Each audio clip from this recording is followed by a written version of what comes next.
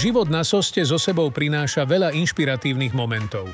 Našich hostí sme vytiahli z komfortnej zóny, posadili pred mikrofón a dnes sú tu, aby nám porozprávali o svojom nabitom živote zo študentského prostredia. Poďme na to!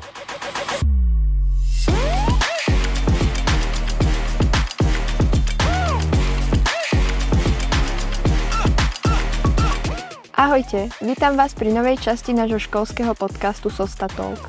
Dnes tu máme veľmi špeciálneho hostia, ktorý nám predstaví život na Soste trochu inými očami. Mnohí z nás žijú v presvedčení, že školu tvoria len učitelia a žiaci.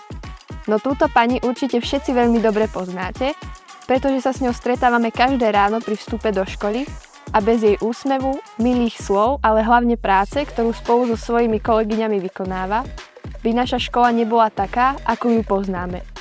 Pani upratovačka Mária Ilavská. Dobrý deň, ďakujem vám, že ste prijali pozvanie do nášho podcastu. Ja vám veľmi pekne ďakujem za pozvanie a teším sa na váš rozhovor. Ako sa začal váš dnešný deň? Tak ráno, ja prídem do práce, v prvom rade musím si skontrolovať všetky vecká, či máme dostatok utierok, servitok, poperiem si, čo mám utierky a takto mi začína školské ráno. Ráno sa potom o 7:00 postavím ku dverám a čakám si na svoje ratolesti, keď prídu do školy. Ako to, že nás každé ráno vítate s takou dobrou náladou?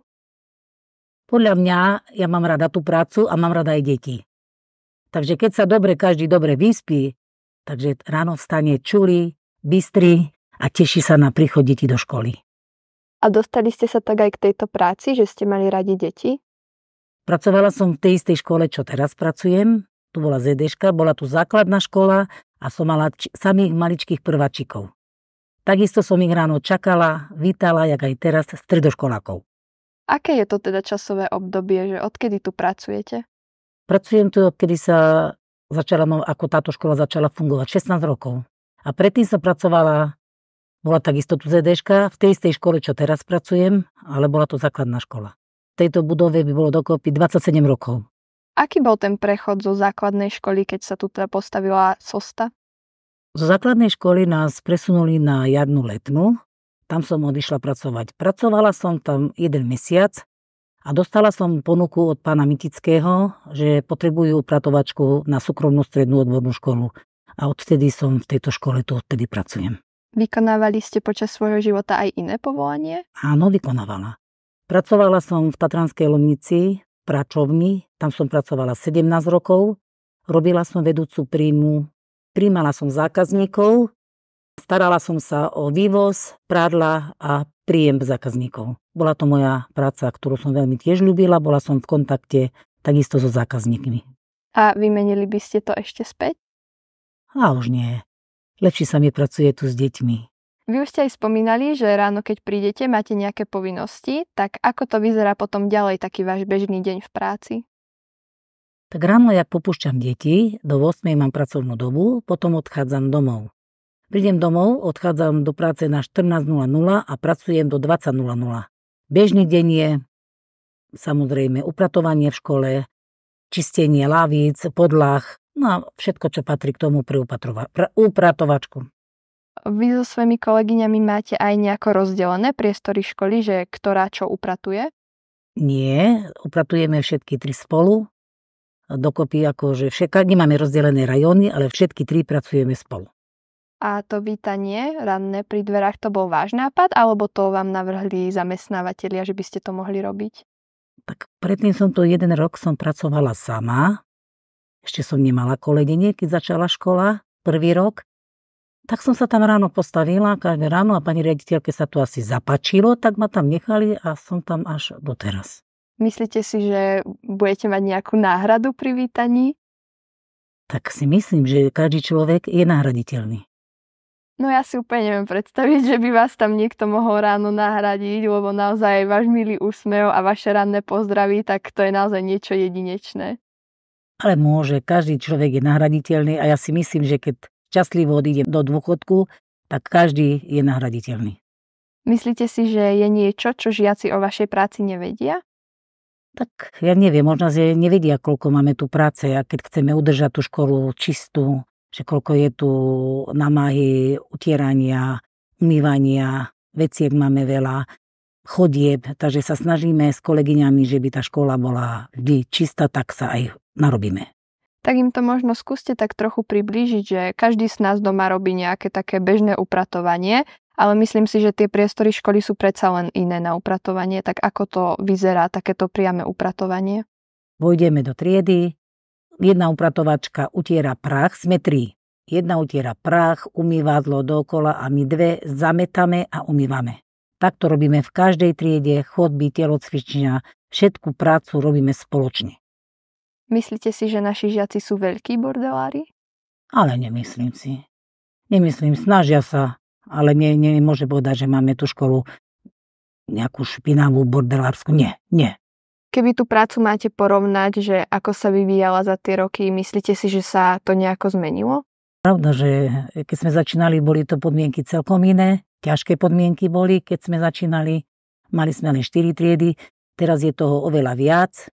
A môžem povedať, že stíhame, ako sa snažíme, že by tá škola bola vždy čistá, či bolo menej tried, alebo je veľa tried, že by boli učitelia a žiaci spokojní. Snažíme sa stále upratať, aby bolo dobre. Za 16 rokov ste tu určite zažili veľa vtipných príhod, keď ste vraveli, že zo začiatku ste boli aj sama, tak môžete nám nejaké také príhody alebo historky povedať? Tak boli tu aj krásne veci. A najkrajší môj zážitok bol, by som povedala, prvá cechovačka. Ešte som bola mladá, na ktorej som sa veľmi zabavila so žiakmi. Zatancovala som si aj s pani riaditeľkou. Zatancovali sme, bavili sme sa. To bola najkrajšia cechovačka, čo ja viem, ako veselá.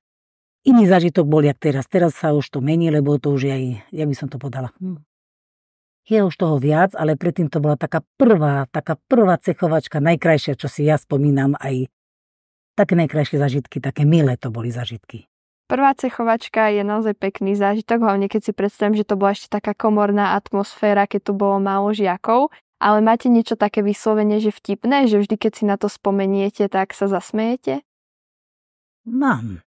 Upratovali sme s kolegyňami pavilón pri posilovni a spadli nám dvere požiarne. No my 3 sme ostali za dverami a kľúče sme nemali z tejto strany pri sebe. No nič, čo ostaneme spať za dverami, alebo čo. No ale napadlo, telefóny sme mali pri sebe, napadlo ma, že máme záchrancu pána riaditeľa Mitického. Prišiel pán Mitický, vyslobodil nás a bol veľmi rád, že nás mohol vyslobodiť a my sme mohli v našej práci pokračovať ďalej. A čo žiaci, zverili sa vám niekedy so svojimi problémami? Každé ráno, jak sa pozdravia, idú do šatne, povyzúvajú sa, popezliekajú sa a stále sa niekto pri mne zastaví. Porozprávajú mi svoje príbehy. I poplakala som si s deťmi, lebo mali aj doma problémy, aj ja som mala problémy, ale vždy si to všetko nechám pre seba. Máte aj takú nejakú radu, čo by ste možno chceli žiakom odkázať? Takže keď ráno vstanú doma a idú do práce alebo do školy, že by vstali takou pravou nohou, že by neboli smutní, nech budú veselí, nech svoje problémy neprinášajú do práce, do zamestnania, do školy a nech sú vždy pozitívne naladení, tak ako ja, keď ich ráno vítam pri dverách. Okrem toho priameho kontaktu so žiakmi je ešte niečo, čo na svojej práci tak najviac milujete? Najviac na svojej práci milujem stále koniec školského roku.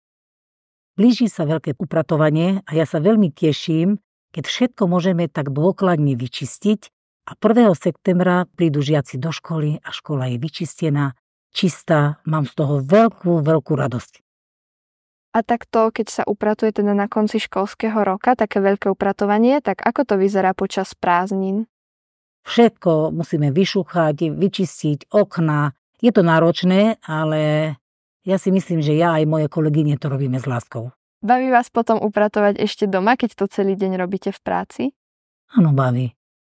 To už človek je takto naladený tou prácou z práce. Prídem domov, tak si oddychnem troška a môžem pokračovať ďalej. Je nejaká práca, napríklad domáca, alebo aj tu v škole na upratovaní, ktorú naozaj že neznášate, že ju nerada robíte? Nemohla by som na to povedať, že mám takú prácu v robote, že by som to nerada. Nie. Mňa nič neprekvapí, čo povie pani riaditeľka, alebo čo potrebujú, všetko splníme do bodky. Nie. Nemám také, že by som nechcelo sa nám, alebo nemám rada. Nie. A doma nemáte niečo také, že napríklad nerada varíte alebo žehlíte, niečo také? Rada varím, rada žehlím, lebo som robila v pračovni toľké roky.